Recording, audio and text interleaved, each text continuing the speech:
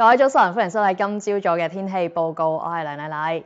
今日咧，我哋受到偏東氣流所影響啊，所以朝早咧都吹大嘅東風。先睇睇出邊嘅氣温，喺今朝早7點，各區氣温咧普遍都係喺16、17度左右，吹啲大風啦，感覺咧都幾涼下嘅喎。而喺大範圍嘅衛星雲圖咧，就可以見得到咧，沿岸地區咧整體雲量係唔多㗎。預計今日咧會繼續係好好陽光。喺日出之後咧，我哋喺維港望出咧都見到咧天色咧唔錯喎。今日嘅詳細天氣預測咧會係咁樣嘅，就係大致天晴，日間乾燥，市區嘅最高氣温咧大約喺21度左右，新界咧會再高1、2度。風方面咧就會吹和緩至清勁嘅東風，初時咧離岸同埋高地間中吹強風㗎。喺度提一提大家，黃色火災危險警告係現正生效㗎，所以大家咧要注意保濕啦，同時咧要小心火種啦。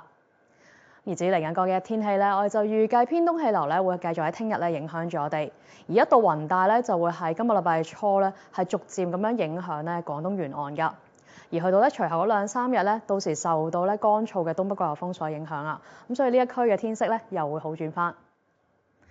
所以展望方面啊，我哋就預計咧聽日會係大致天晴，風勢會係頗大，稍後咧至到禮拜2咧雲量咧會係較多㗎。而隨後嗰2、3日咧會漸轉天晴乾燥。今日天氣就講到呢一度啦，多謝大家收睇，祝大家個愉快嘅假期，再見。